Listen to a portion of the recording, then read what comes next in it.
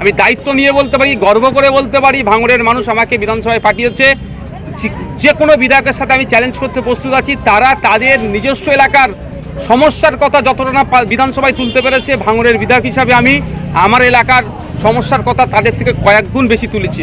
কিন্তু এই বিমাতৃসুলভ আচরণের জন্য সংবিধানকে প্রাধান্য না দিয়ে গণতান্ত্রিক পরিবেশকে বজায় না রাখার ফলে আজকে ফুলফিল হচ্ছে না। ভাঙড় 2 নম্বর ব্লকের যে কাজগুলো আমি করেছি, 6-8টা লাইট উদ্বোধন হয়েছে, 5 মাস লাইট লাগিয়ে দিয়েছি, এখনও পর্যন্ত ইউসি দিচ্ছে না।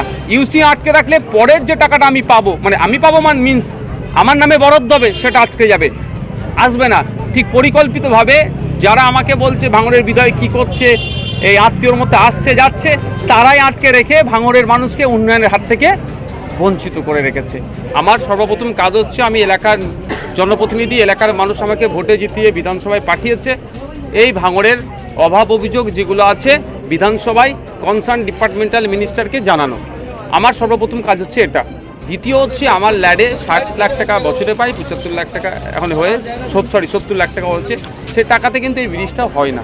তা আমি বিধানসভাতে গিয়ে সেচ ও জলপথ মন্ত্রীকে আমি একবার নয় একাধিকবার এই বড়ালীঘাটের স্পেসিফিকেশান করে বড়ালীঘাটের এই ব্রিজটার দুর্দশার কথা এবং সোনপুর কাঠের ব্রিজে, ছেলেগোয়ালিয়ার ব্রিজ সহ বেশ কয়েকটা ব্রিজ আছে, যে কোনো সময় বড় দুর্ঘটনা ঘটে যেতে পারে।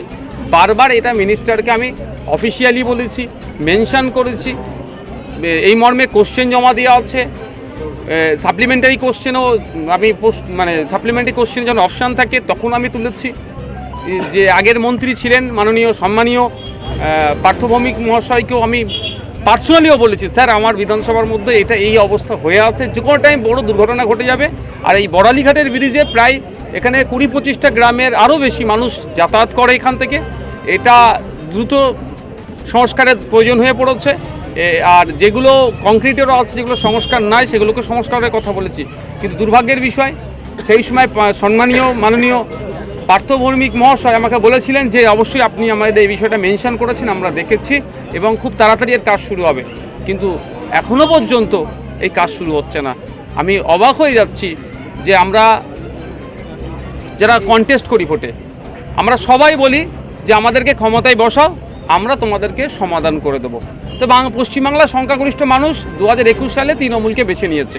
তো তৃণমূলকে বেছে নিয়েছে, তৃণমূল পক্ষ থেকে সরকারের এসেছে মমতা ব্যানার্জি মহাশয়া।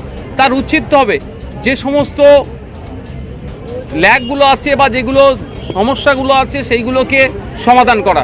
আর সমস্যাগুলোকে চিহ্নিত কারা করবে? আমাদের মতো বিধায়করা, যে বিধানসভাতে চিহ্নিত করবে।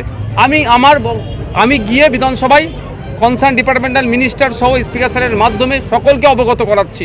কিন্তু দুর্ভাগ্যের বিষয়, আমাদের প্রতি যেন একটা বিমাতৃস্বরূপ আচরণ করছে। আমাদের সাথে যে আমাদের যেগুলো প্রয়োজন আছে সেগুলো ফুলফিল হচ্ছে না। শুধু এই ব্রিজটা নয়, আপনি ব্রিজের প্রসঙ্গে বলছেন, সেটা নয়। ভাঙড়ের মেরিটোরিয়াস ছেলে আছে, পড়াশোনার দিক থেকে শুরু করে খেলাধুলাতেও ভাঙড়ের ছেলে মেয়েদের খেলায় আরও উন্নত স্তরে যেতে পারে, যাতে ন্যাশনাল লেভেল নয় শুধু ইন্টারন্যাশনাল লেভেলে আমাদের ছেলেরা পারফরমেন্স করতে পারে।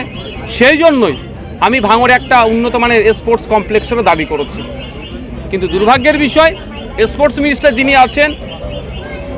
আছেন কি নাই আমি কিন্তু খুঁজে পাই না। তার ভূমিকা কি? আমি আমাদের রাজ্যের বিভিন্ন জায়গায় গিয়ে দেখি খেলাধুলার মান ক্রমশ তলানিতে চলে যাচ্ছে। তাই স্পোর্টস মিনিস্টারকেও বলবো, আজকে আমি যে পিছনে আছি, এখানে বসে আছি, পিছনে বড়ালী সবুজ সঙ্গের ফুটবল মাঠ। একটা সময় খোঁজ নিলে দেখা যাবে এখান থেকে অনেক ভালো ভালো ফুটবলার তৈরি হচ্ছে। এখন শুধু ওয়ানডে ছাড়া সেই অর্থে প্র্যাকটিসই হচ্ছে না। এর পরিকাঠামো ফিরিয়ে কারা আনবে?